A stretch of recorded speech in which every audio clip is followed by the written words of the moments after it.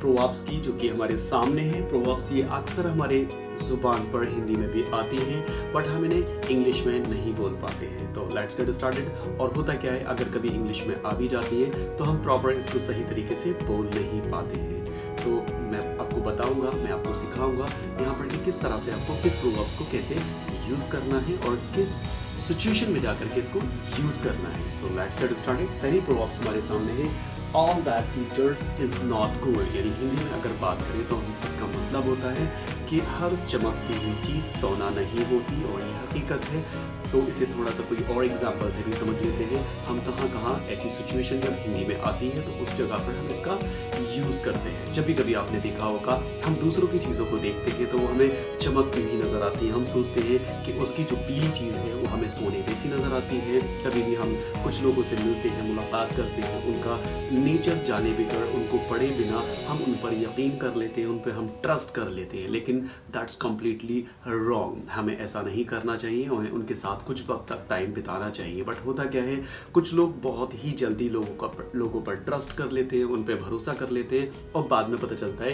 कि वही इंसान गलत होता है या वही इंसान अच्छा नहीं होता और आपको धोखा दे के चला जाता है। तो हम बोलते हैं कि हर चमकने वाली चीज़ सोना नहीं होती। हर जो चीज़ आपको दिख रही है ये चमकती हुई चीज़ है। जैसे आपने बहुत सारे चाइनीज़ प्रोडक्ट देखे होंगे, आप प्रोडक्ट को ख़रीद लेते हैं, उसके बाद पता चलता है बाद में कि वो ऊपर से तो बहुत चमक रहा था लेकिन अंदर कुछ भी नहीं निकला। So you will say that time all that glitter is not gold. हर चमकने वाली चीज़ सोना नहीं होती है। तो मेरे दोस्त, जब भी कभी आप किसी चीज़ को ख़रीदें या किसी इंसान को या किसी को परखना चाहते हैं तो पहले ऊपर से उसको ना देखें, उसको अंदर से भी उसका बिहेव जान लें, क्योंकि all that glitters is not gold. हर चमकने वाली चीज़ सोना नहीं होती। नेक्स्ट है हमारा, birds of the feather flock together. Birds of the feather flock together. अगर हम इसके हिंदी शाब्दिक अर्थ की बात करें तो मतलब होता है चोर चोर मौसेरे भाई। बट इसको हम दूसरे अंदाज में या दूसरे एग्जाम्पल से इसको भी समझ लेते हैं हम किस तरह से इसको यूज़ किया जाता है। आपने देखा होगा, एक पुलिस की दोस्ती पुलिस से ही होती है, एक टीचर की दोस्ती टीचर से ही होती है, एक पंडित की दोस्ती पंडित से ही होती है, मौलाना की दोस्ती मौलाना से ही होती है। ऐसा नहीं है कि दोस्ती नहीं होती, मौलाना की दोस्ती पंडित और पंडित की दोस्ती मौलाना से भी होती है। बट ऑलमोस्ट जिस तरह के लोग, अगर कोई सीधा है, उसका नेचर, उसका बिहेव बहुत ही अच्छा है, तो उसे अच्छे ही लोग मिलते हैं या वो अच्छे ही लोगों के साथ रहना पसंद करता है। अगर कोई इंसान बिगड़ा हुआ है, बदतमीज़ है, इट मीन शराब पीता है, शराबी है, तो शराबी से ही मिलना पसंद करता है। इट मीन्स हम कहते हैं वहाँ पर birds of the feather flock together, यानी चोर चोर मौसेरे भाई। अगर चोर होगा तो चोर दूसरा भी चोर को बहुत पसंद करेगा, और वो चोर होगा तो वो दूसरे चोर को वो भी बहुत पसंद करेगा। ऐसे लोगों की दोस्ती बहुत अच्छी चलती है, और ऐसे लोगों को ही तलाश करते हैं। शरीफ लोगों को तलाश करते हैं, और चोर या बदतमीज़ को, और चोर को तलाश करते हैं। तो वहाँ अक्सर आपने देखा होगा कि दो लोग अलग अलग नेचर के दोस्त कभी अच्छे दोस्त नहीं हो सकते। उनका नेचर, उनका स्वभाव, उनका जो भी बिहेव है वो कहीं ना कहीं बहुत उनसे मिलता जुलता होगा, इसलिए उनसे एक दूसरे से दोस्ती होती है। चाहे वो चोर हो या वो इंसान शरीफ हो, तो शरीफ की दोस्ती शरीफों से होती है और चोर की दोस्ती चोरों से ही होती है। तो हम कभी कभी देखते हैं कि यार वो चोर निकला, ये भी चोर निकला, वो शरीफ निकला, ये भी शरीफ निकला। तो ऐसा होता है। हम बोलते हैं birds of the feather flock together. Birds of the feather flock together, यानी चोर चोर मौसेरे भाई। वो किसी भी जगह आप इसको फिट कर सकते हैं, वो अच्छे इंसान के लिए भी, वो बुरे इंसान के लिए भी। नेक्स्ट बात करते हैं, a burned child dreads the fire. A burned child dreads the fire. It means, हम अगर हिंदी की बात करें तो बोलते हैं, शब्दिक अर्थ की बात करें उसकी, तो हम बोलते हैं कि दूध का जला छाछ को भी फूक पीता है। ये हकीकत है। एक बार अगर किसी के साथ कोई धोखा हो जाता है तो वो जल्दी किसी लोगों पर ट्रस्ट नहीं करता है, और करना भी नहीं चाहिए, और ऐसा होता है। लेकिन कभी कभी हमें ऐसा भी हो जाता है कि हम बिल्कुल ट्रस्ट ख़त्म कर लेते हैं। हमने कहते हैं ना कि एक इंसान धोखा जब दे देता है तो दूसरे इंसान पर बिलीव करना बड़ा मुश्किल सा हो जाता है।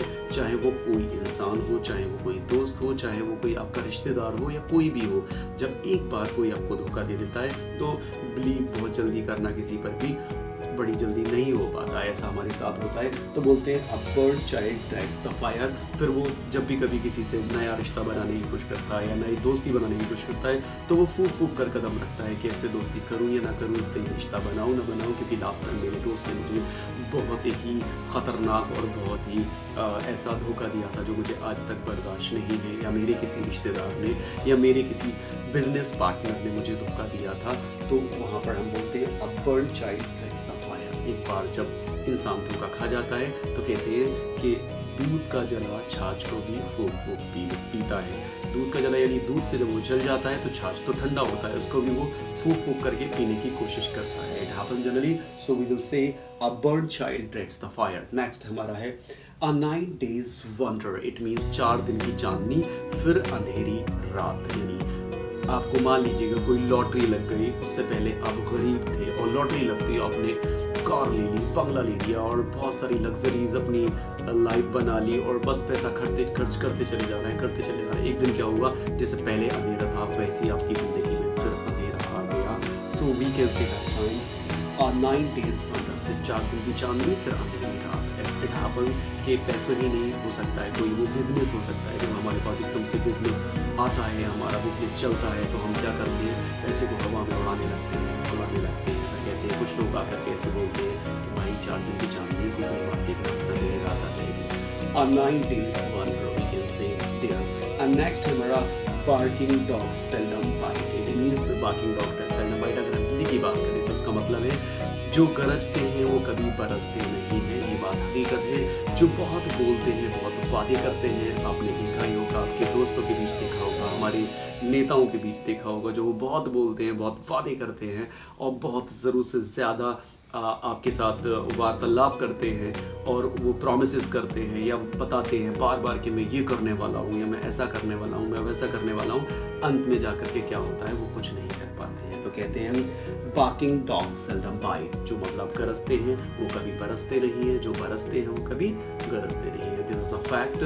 तो हम कभी भी अगर कुछ करने जा रहे हैं तो फालतू में बहुत ज़्यादा ऐसे ना कहें कि मैं ये करने वाला हूँ, मैं वो करने वाला हूँ। इट हैपन्स कि हमारे साथ वो चीज़ें नहीं हो पाती और हकीकत में जो करने वाले होते हैं वो शांति से करते हैं। कहते हैं कि जो हमारी शांति से जो काम करने वाले होते हैं वो एकदम से उनकी जो कामयाबी होती है एकदम से शोर मचा देती है, और जो शोर मचाते रहते हैं वो कभी ज़िंदगी में कामयाब नहीं हो पाते।